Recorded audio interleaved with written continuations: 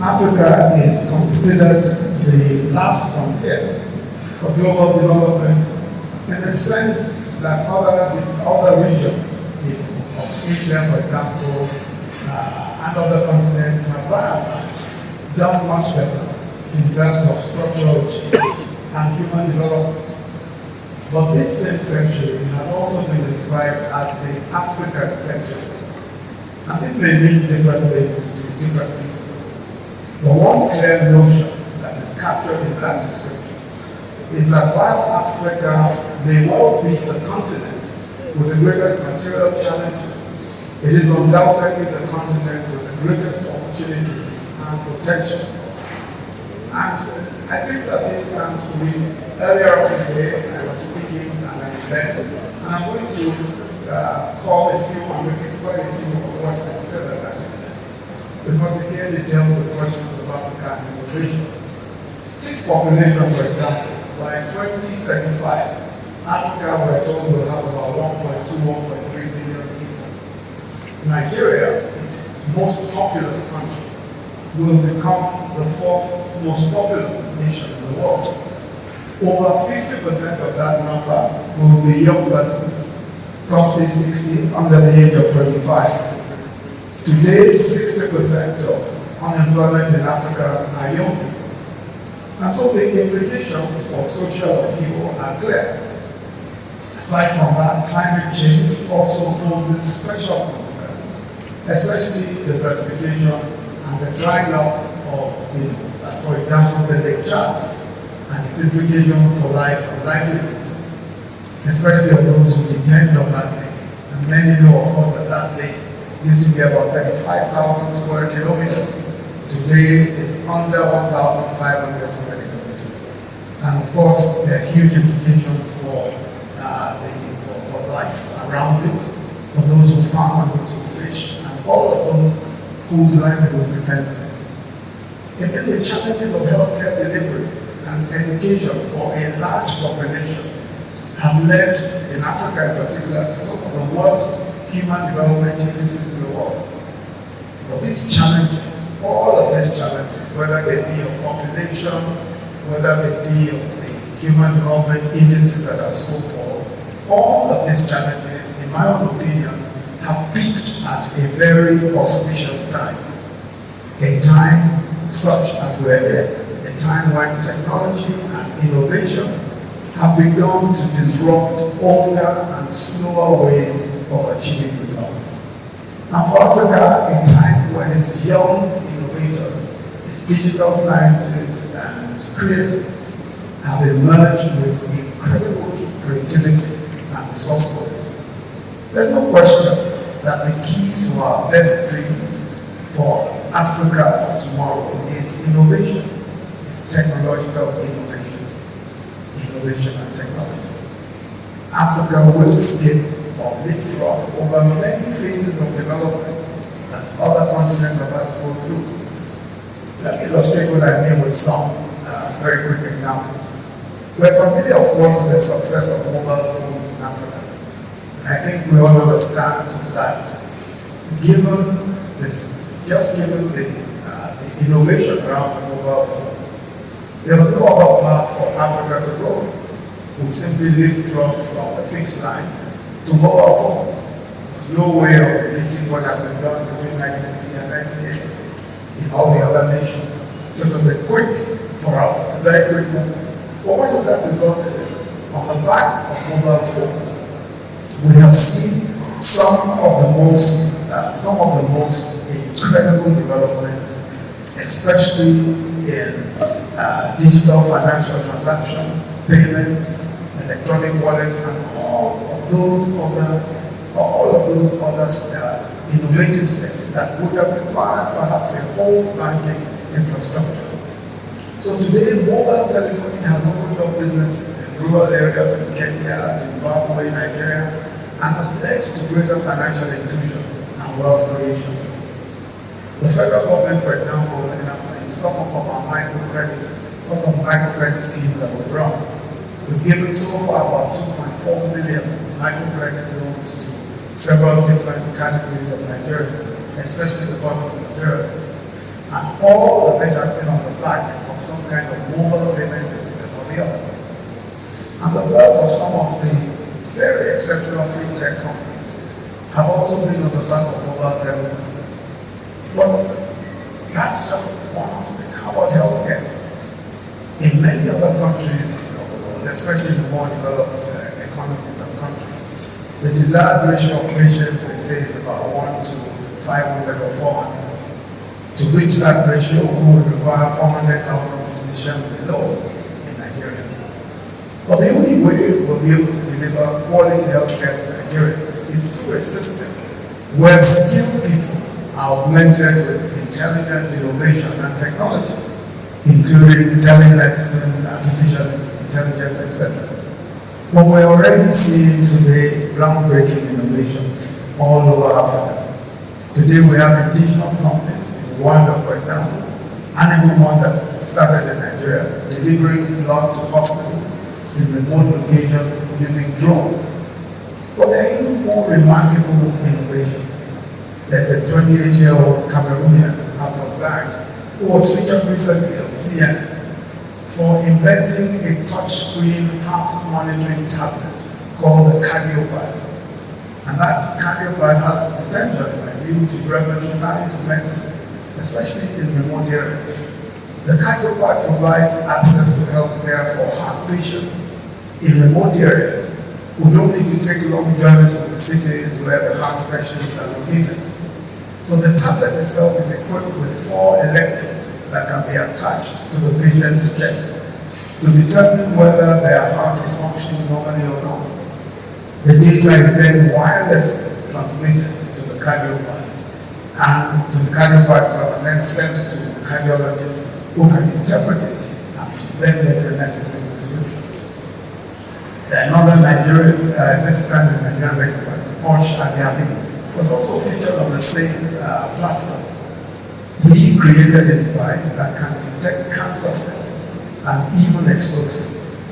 The system merges synthetic neurobiology with traditional silicon technology. And this system is quite able quickly and with remarkable accuracy determine whether cells in the body are cancerous or not. It can also, as I said, detect explosives.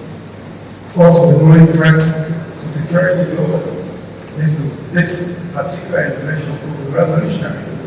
The first to fuse live neurons from mice stem cells into a silicon chip. But for me, perhaps the most remarkable innovation in healthcare is the work that's being done at our innovation hub in Yola in Adamawa State. It's called the Northeast Humanitarian Hub. Just last week, a group of interns designed and printed and assembled a 3D printed prosthesis limb for an assistant superintendent of police, Mr. Tumba James, who lost his arm while on active duty. Those interns, Bashir Yao, Suleiman, Habib, Adam, and Kabiru Adam, and their colleagues, were trained in Yola and worked with a number of volunteers with amputated limbs. The equipment and materials that were required for the process, all in Yola, all the work was done in Yola.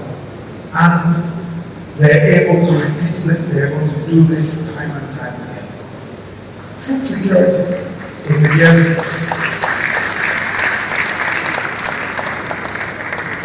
food security is also an area of need. Africa, we're told, has 60% of the world's arable land, but we still import over 80% of our food. We can only feed our huge population with improved productivity from our tens of millions of farmers in Africa. But this will require access to inputs, but also to accurate information about what to plant, when to plant, how to cultivate. So geospatial and satellite data and access to mechanization on an as-needed basis will be crucial. Also, new ways of increasing productivity will be important. For example, a Nigerian innovator again, Angela Adeloya, again, she was recently featured on BBC, The World House. She runs a farm called Fresh Direct. The farm uses stacked containers with a focus on supplying premium organic vegetables using hydroponics and vertical farming technology. Angel is solving the problems of traditional farmers using technology and bringing solutions right to people's doorsteps. So this is modular farming for African cities. But how about private sector funding for agriculture? The technology-driven crowdfunding options are already taking over.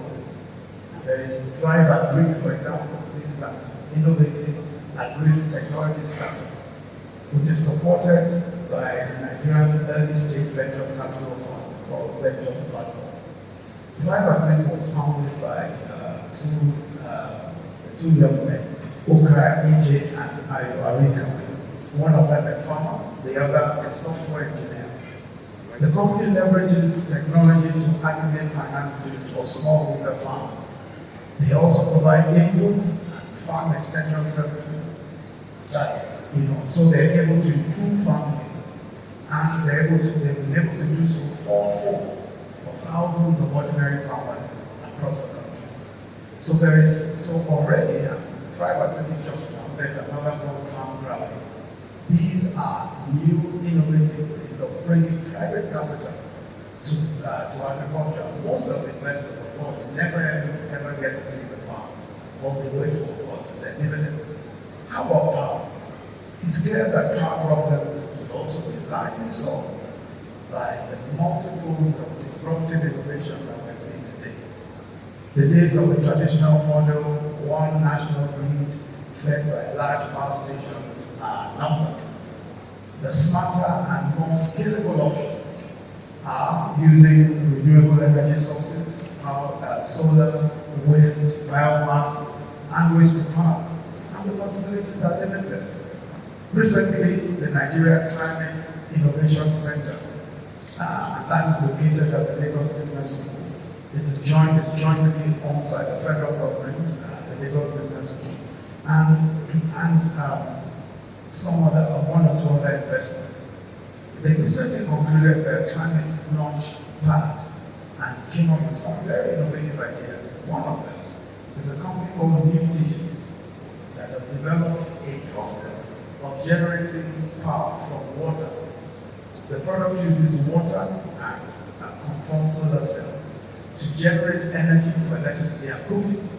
It works by collecting water automatically from any piping channel in the house. It breaks down the water into hydrogen, which is used then to cook and to power the entire house without the need for batteries of any kind. Another company called PASCAL Energy, founded by three young Nigerians, Okay, Abdulaziz, and Glory. They produce a low-cost, clean, smokeless cook stove. PASCAL Energy is the first clean cook stove to be fitted with self-powered Internet of Things cloud system to monitor in real time a single day of cooking, the amount of CO2 and biomass that is saved, the black carbon that is prevented, and the total electricity that is generated. All of this can be aggregated and monitored. Certainly, Africa is leading the way in a number of different innovations, different ways of thinking as innovators figure out, especially in this power sector, how to produce power in situ, new storage technologies. And this, of course, also means that soon power will become portable. Of Nigeria's 180 million people, we know, of course, that over 20 million households have no power.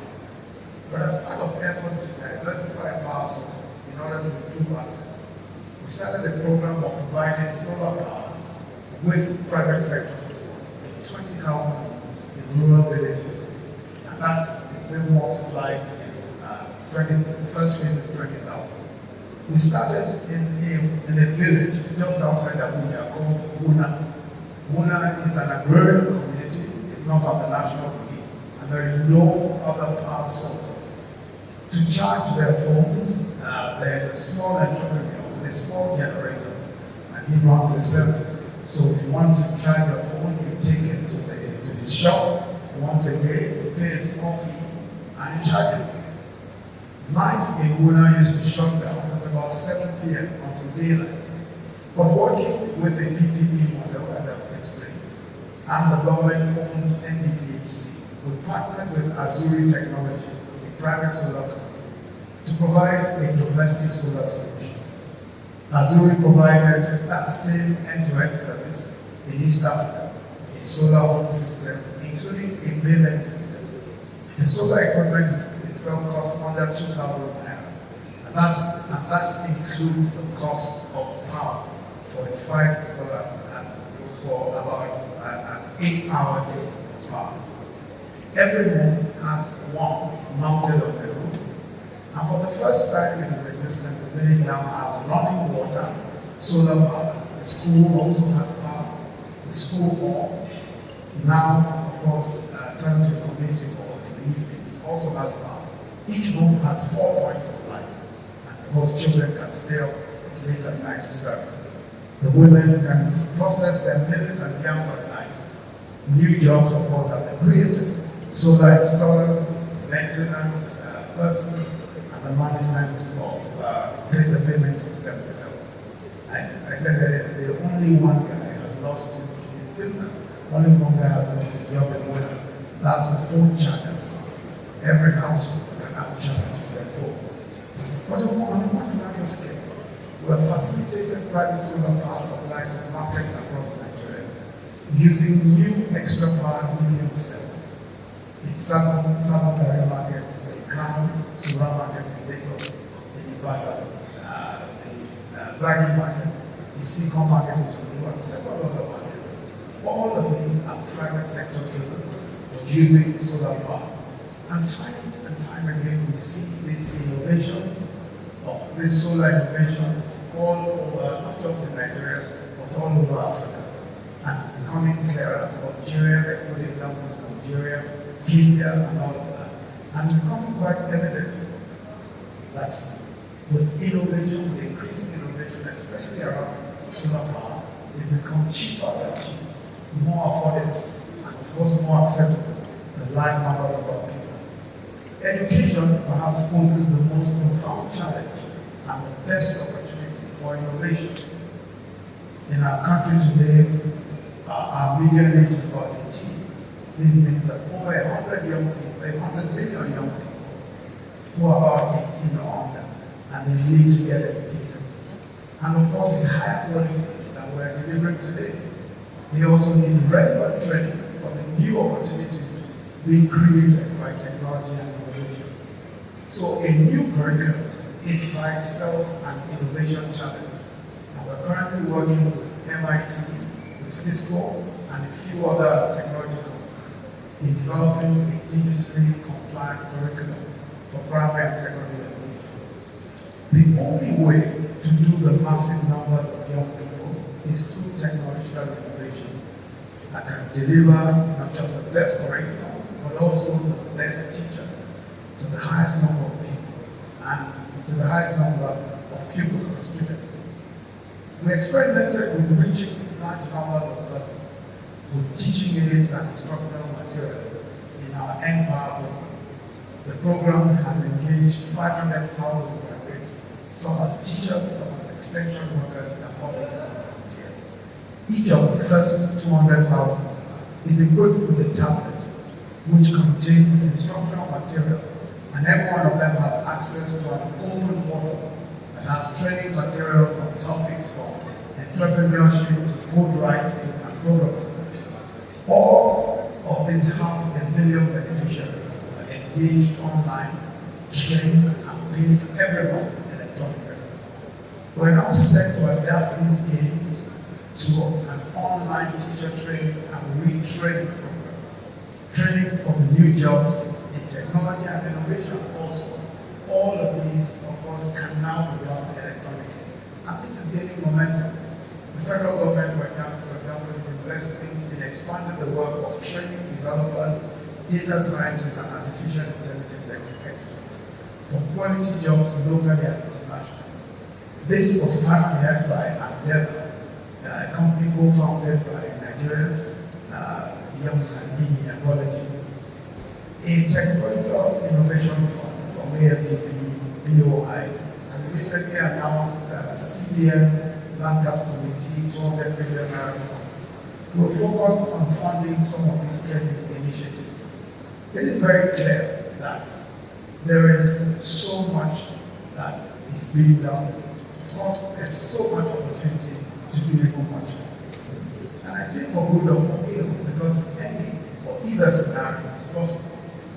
Given the checkered history of African development, it's not always the case that we follow the glaringly obvious path to progress and development.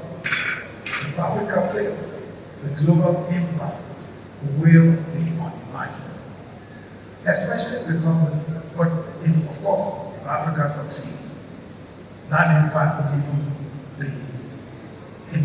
that impact will in itself be something that we will be talking about for generations to come. But I am completely confident, especially because the future belongs to the young, to the youth of today, that Africa will for certain succeed. And we're already beginning the signs today. May I again congratulate Mr. PASCAL DOZIE on his 80th birthday. Unfortunately, you cannot rest just yet for two reasons. The first is that your experience and influence and wisdom is needed now more than ever. But if you are not persuaded by that, then the second reason is a scriptural one. At 90, God gave Abraham a new mandate. God said to Abraham that he must now get ready to begin his work anew. I paraphrase the scripture. So, you, in your case, you are only 80. And you have 10 more happy, healthy years before you get to Abraham's age of 90. So you have no excuse whatsoever. I pray that you will see many more years in peace and joy. As your days, so shall your strength, so shall your wisdom, and so shall your favor with God. Happy birthday, sir.